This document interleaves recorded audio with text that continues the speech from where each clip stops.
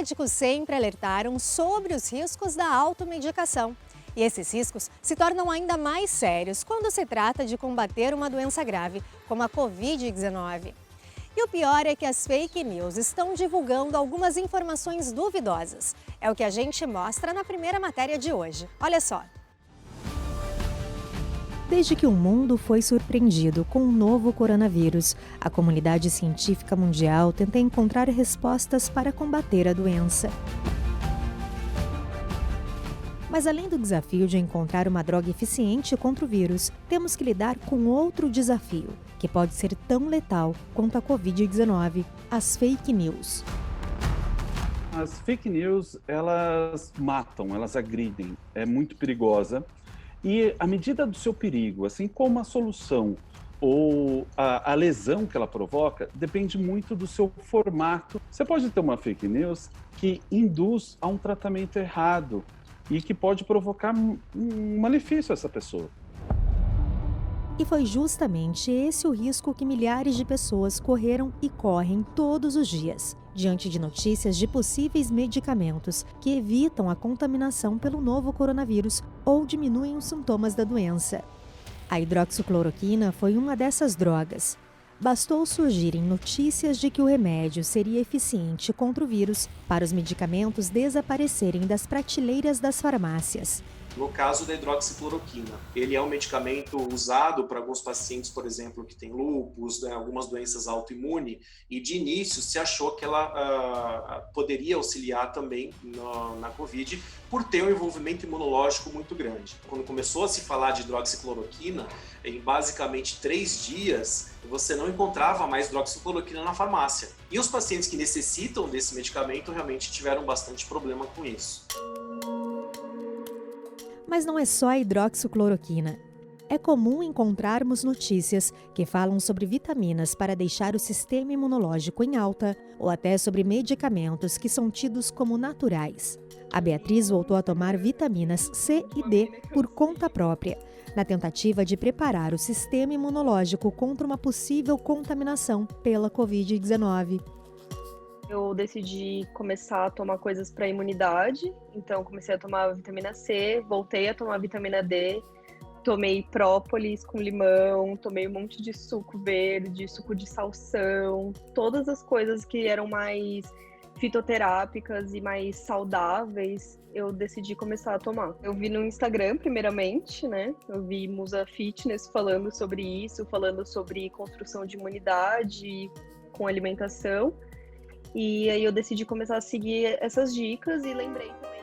A Beatriz não está sozinha. Uma pesquisa mostrou um aumento significativo nas vendas de alguns medicamentos e vitaminas relacionados à Covid-19. A vitamina C teve um crescimento de quase 200%. O paracetamol e a dipirona tiveram um crescimento de 83% e 51%, respectivamente. A vitamina D, que supostamente também teria a capacidade de curar a Covid-19, teve aumento de vendas de quase 24%. Com o ibuprofeno, que por um breve período foi relacionado ao agravamento da doença, aconteceu o contrário. Ele teve uma queda nas vendas de 3%. E sabe o que esses medicamentos têm em comum? Eles não precisam de receita médica para serem consumidos, o que leva muita gente a se automedicar. E até mesmo os medicamentos que a gente imagina que podem ser inofensivos podem trazer grandes danos à nossa saúde. O grande problema também, de novo, do uso da vitamina D sem acompanhamento médico, existem muitos casos de contaminação, de intoxicação por vitamina D. Então, existe uma dosagem recomendada, ainda sem consenso, mas recomendada de 2.000 unidades por dia, por exemplo. E já existem relatos na literatura até de pacientes que usaram 100.000 unidades. E por conta desse uso, os pacientes entram no que a gente chama de hipervitaminose.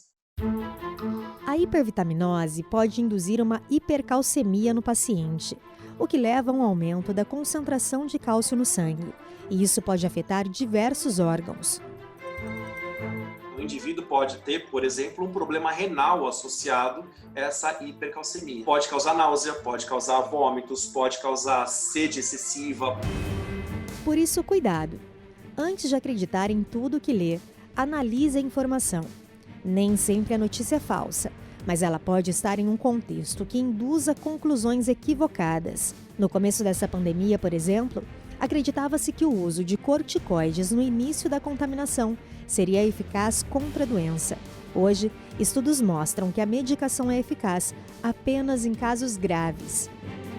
Só deveria ser usado quando o paciente está hospitalizado, quando ele está usando respiração artificial, aí sim você tem a possibilidade de uso desse tipo de medicamento, e não no começo. No fundo, a gente poderia pensar em fake news como um conteúdo falso num contexto verdadeiro, ou o contrário, um conteúdo verdadeiro num contexto falso. Às vezes aquela foto é verdade, mas num contexto falso, ou numa data falsa. Então, nesse conjunto, ajuda a gente a entender. E talvez a melhor dica de todos: analise antes de compartilhar. A Covid-19 é uma doença nova. Cientistas do mundo inteiro tentam entendê-la ao mesmo tempo em que ela afeta milhões de pessoas. A cada dia surgem novidades e orientações diversas. Mas atenção, algumas dicas básicas como usar máscara, evitar aglomerações e não se automedicar continuam valendo. Na dúvida, não tome medicamento por conta própria, não faça automedicação, ela vai te pôr em risco, né? Procura o médico para atendimento, na dúvida do medicamento, procura o médico ou o farmacêutico, e aí a gente consegue orientar direitinho a população. Ainda há muito o que se descobrir sobre a doença, e enquanto ela não for totalmente controlada, a gente precisa se cuidar.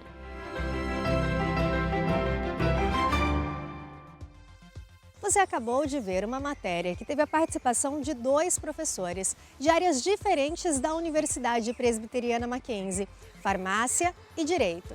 Isso porque a universidade tem dezenas de cursos de graduação e pós-graduação em diversas áreas do conhecimento. Vale a pena você acessar o nosso site para conhecer melhor. Agora a gente vai mostrar uma matéria sobre uma solução que está ajudando nesses tempos de isolamento social. Com a pandemia do novo coronavírus, as empresas tiveram que se adaptar diante de um novo cenário. E por isso, o formato drive-thru, serviço oferecido diretamente no veículo do cliente, conhecido pelos atendimentos em fast food, se tornou uma das principais soluções para servir diversos públicos em vários segmentos. Um dos setores que aderiu ao drive-thru foi o da cultura. E essa exposição realizada na capital paulista é uma prova disso. Eu acredito que esse momento pandêmico, desde essa exposição, que é uma exposição diferente para quem está em casa e não tem o que fazer, mas que não iria numa exposição de arte, passa a vir aqui na drive-thru.art, porque é diferente, ela acaba vindo, ela acaba entendendo, ela acaba conhecendo esses artistas e de repente ela pode se interessar em chegar em casa e pesquisar um pouco mais, sabe? E aí, de certa forma, o meu trabalho já está sendo realizado, que é o de trazer novas pessoas aí para esse cenário que sempre foi muito nichado, né? Principalmente no Brasil. Com a nova possibilidade, artistas que tiveram de cancelar exposições puderam retomar suas atividades utilizando o formato drive-thru para exibirem as suas obras. É uma coisa totalmente diferente de tudo que eu já fiz na vida. E é uma experiência que foi muito legal, que eu acostumei a vida toda, eu faço um trabalho de ateliê, eu fico trancado no ateliê, sozinho. É um trabalho bem solitário, eu já vivo um isolamento social, né? Bem antes. Fazer o trabalho com equipe foi uma coisa muito legal. Uma coisa foi assim, mudou meu jeito de ver, né? A cumplicidade de estar trabalhando com vários artistas ao mesmo tempo, que existe, é muito legal.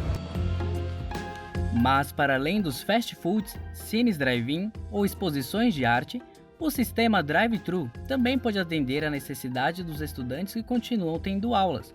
Foi essa alternativa que a Biblioteca da Universidade Mackenzie encontrou para disponibilizar o empréstimo de livros aos docentes e alunos. O bibliotecário, ele pega esse livro e disponibiliza aqui, marca um horário para ele vir retirar. E quando o campus estava fechado, o aluno vinha até o portão e era entregue o livro lá no portão do Mackenzie. Então, a gente combinava qual portaria ficava mais fácil e o bibliotecário entregava para o aluno. O acervo das bibliotecas do campus Higienópolis conta com mais de 400 mil volumes em livros impressos e de 20 mil títulos em livros eletrônicos, e-books. Para solicitar o empréstimo de materiais, a comunidade maquenzista pode entrar em contato através do site da biblioteca www.mackenzie.br/biblioteca.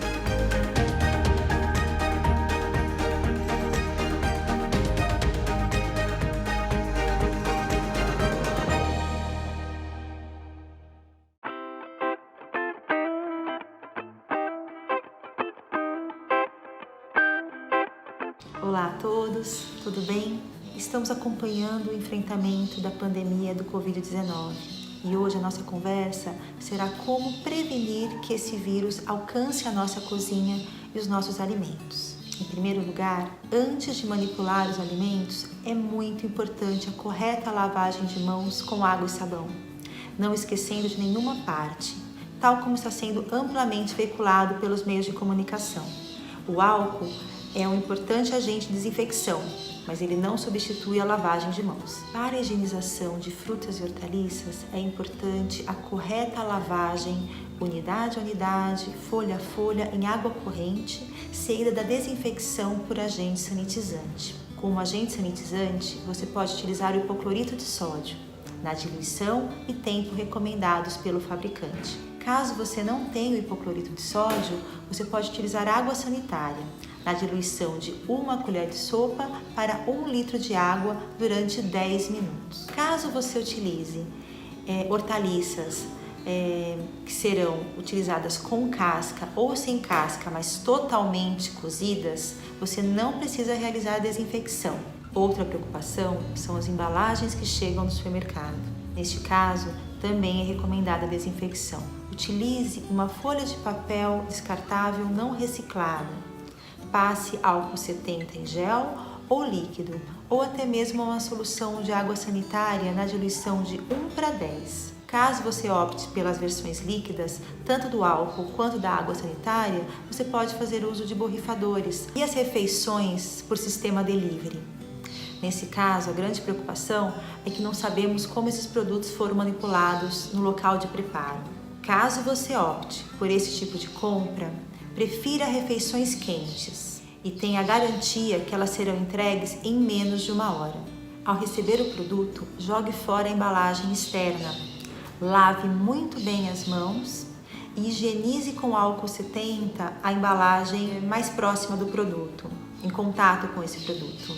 Lave novamente as mãos e agora sim faça a sua refeição. Com estas medidas, iremos prevenir o risco de coronavírus através dos alimentos. Cada um na sua casa, fazendo a sua parte.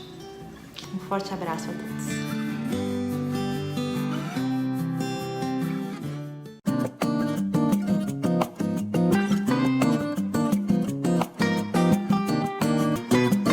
Um pouco indo para a área de ficção, 2001, Odisseia no Espaço, porque na época em que ela foi escrita, ela demonstrava uma ficção que até então parecia muito distante, uma coisa que parecia inimaginável, e quando você é mais novo e você vê obras nesse estilo, você se incentiva a pesquisar, se incentiva a ir atrás de informações, e isso naquela época foi muito vantajoso, porque me criou um espírito mesmo investigativo. Então ela me marcou bastante porque mostrou uma nova fase de pesquisa, uma nova fase de instrução que até então não tinha descoberto após ver uma obra tão ficcional como aquela.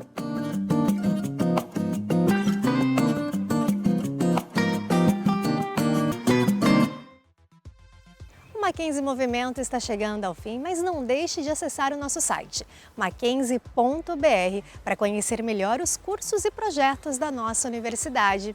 Eu te vejo em breve. Até mais!